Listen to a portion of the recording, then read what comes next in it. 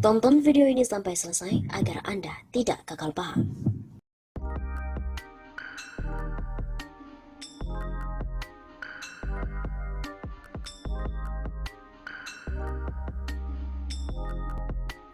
Para wanita diduga simpanan anggota DPR pun ancam bongkar kelakuan Pak Dewan. Reaksi penolakan publik terhadap Undang-Undang Cipta Kerja sangat beragam, tidak hanya melalui aksi demonstrasi turun ke jalan, seperti yang terjadi dalam 3 hari belakangan, berbagai unggahan video seperti di platform TikTok juga marak dilakukan. Seperti dalam sebuah akun yang mengunggah video berdurasi 10 detik, bantu tolak RUU Omnibus Law atau Bini Lu Tahu. Tulis akun itu dalam video tersebut. Dalam video itu terlihat seorang perempuan berwajah putih dan rambut pirang. Tak lama kemudian video tersebut menampilkan tangkapan layar chatting. Siapa yang chatting pun tidak diperlihatkan karena nama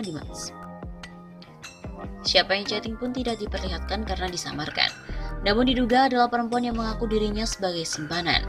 Dalam percakapan itu wanita itu tampak meminta untuk di fallback. Pemilik akun tersebut kemudian membalas bahwa sudah dilakukan. Hingga percakapan berlanjut dengan menanyakan sedang berada di mana. Mampir dong ke kantor, isi salah satu chat. Pemilik akun itu tampak malu-malu ketika diminta untuk mampir. Chat kemudian berlanjut dengan bertanya kabar dan lokasi keberadaan. Pemilik akun bertanya apakah pria itu di Bandung dan dibenarkan. Pemilik akun itu bertanya sedang apa di kota kembang tersebut. Kunjungan kerja. Bahkan, lawan chat si pemilik akun mengajaknya untuk ke tempatnya. Bahkan disiapkan tiket untuk ke kota tersebut jika dia bersedia. Konten yang viral ini belum bisa dipastikan kebenarannya. Tidak hanya itu, video-video serupa juga berseliweran di lini masa Twitter dengan caption yang kurang lebih sama.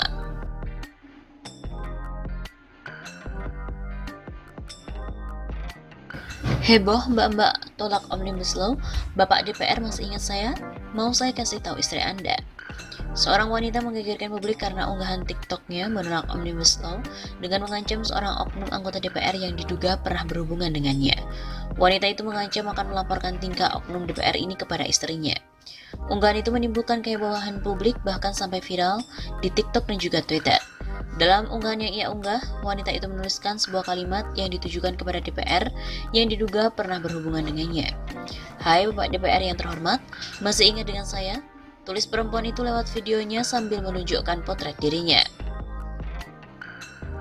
Kemudian di slide selanjutnya, perempuan itu mengunggah sebuah potret lain dirinya bersama seorang laki-laki yang disensor mukanya. Ia mengunggah foto itu bersamaan dengan caption bertuliskan, "Tolak Omnibus Law, apa mau saya kasih tahu istri Anda?" Unggahan itu kemudian viral di berbagai sosial media, tak terkecuali warga Twitter yang kemudian membanjiri komentar mengenai unggahan itu. Yang patut diviralkan itu yang kayak begini, bukannya yang nggak jelas. Maaf ya Bapak DPR yang terhormat, semoga rumah tangga Bapak baik-baik saja. Ternyata unggahan tentang wanita yang menolak Omnibus Law dengan mengaku sebagai orang yang punya hubungan gelap dengan DPR itu pun marak beredar di media sosial. Sontak warganet bertambah heboh hingga membuat isu tersebut menjadi trending topik Twitter pada hari Jumat 9 Oktober. Daripada ke rumah tangga bapaknya, saya lebih concern ke nyawa mbaknya. Tulis akun @icas. Buat mbak-mbak yang berani speak up, terlepas itu hanya sekedar konten atau benar adanya, semoga mbak tetap baik-baik saja. Takutnya mbak kenapa-napa dan bisa saja akan mendapat ancaman dari pihak terkait.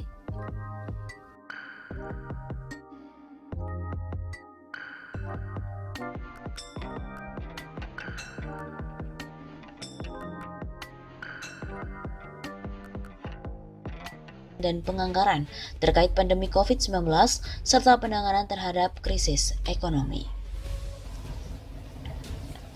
RUU Cipta Kerja akan disahkan, jutaan buruh pun siap demo serentak di berbagai daerah. Sebanyak 32 federasi dan konfederasi serikat buruh bakal menggelar aksi unjuk rasa serentak secara nasional pada tanggal 6 sampai dengan 8 Oktober 2020. Unjuk rasa tersebut merupakan sebuah bentuk penolakan atas disahkannya RUU Cipta Kerja oleh DPR RI pada hari Senin 5 Oktober. Presiden Konfederasi Serikat Pekerja Indonesia atau KSPI, Said Iqbal mengatakan unjuk rasa yang diberi nama Mogok Nasional itu dilakukan sesuai dengan Undang-Undang Nomor 9 Tahun 1998 tentang kemerdekaan menyampaikan pendapat di muka umum dan Undang-Undang Nomor 21 Tahun 2000 khususnya Pasal 4 yang menyebutkan fungsi serikat pekerja salah satunya adalah merencanakan dan melaksanakan pemogokan. Selain itu, dasar hukum mogok nasional yang akan kami lakukan adalah Nomor 39 Tahun 1999 tentang HAM dan Undang-Undang Nomor 12 Tahun 2005 tentang pengesahan Konvenan Internasional tentang Hak-Hak Sipil dan Politik. Ujar Said Iqbal dalam keterangan pers yang diterima pada hari Senin 5 Oktober. Menurut Iqbal, mogok nasional ini akan diikuti oleh kurang lebih 2 juta buruh yang tergabung dalam sektor industri seperti kimia, energi, pertambangan, tekstil, garmen, sepatu, otomotif dan komponen, elektronik dan komponen, industri besi dan baja, farmasi dan kesehatan, percetakan dan penerbitan, industri pariwisata, industri semen, telekomunikasi, pekerja transportasi, pekerja pelabuhan, logistik, perbankan, dan lain-lainnya. Adapun wilayah yang akan mengikuti mogok nasional yaitu Jakarta, Bogor, Depok, Karawang, Tangerang, Serang, Cirebon, Bandung, Yogyakarta, Sidoarjo, Gresik, dan juga Pasuruan. Kemudian ada pula dari Aceh, Padang, Solok, Medan, Deli Serdang, Sedang Bedagai, Batam, Lampung, Banjarmasin, Palangkaraya, dan lain-lainnya. Bahkan, aksi-aksi ini juga akan dilakukan sampai dengan Gorontalo, Sulawesi Tenggara, Papua, dan juga Papua Barat. Dalam aksi mogok nasional nantinya, buruh akan menyuarakan 7 poin RUU Cipta Kerja yang dinilai menyengsarakan nasib buruh. Antara lain tetap ada UMK tanpa syarat dan UMSK jangan hilang. Nilai pesangon tidak berkurang, tidak boleh ada PKWT atau karyawan kontrak seumur hidup, tidak boleh ada outsourcing seumur hidup, waktu kerja tidak boleh eksploitatif, cuti dan juga hak upah atas cuti tidak boleh hilang, karyawan kontrak dan outsourcing harus mendapat jaminan kesehatan serta pensiun. Sementara itu untuk terkait dengan PHK, sanksi pidana kepada pengusaha dan TKA. Sementara itu terkait dengan PHK, sanksi pidana kepada pengusaha dan TKA harus tetap sesuai dengan isi nomor 13 tahun 2003 dalam undang-undang. Begitu pungkasnya.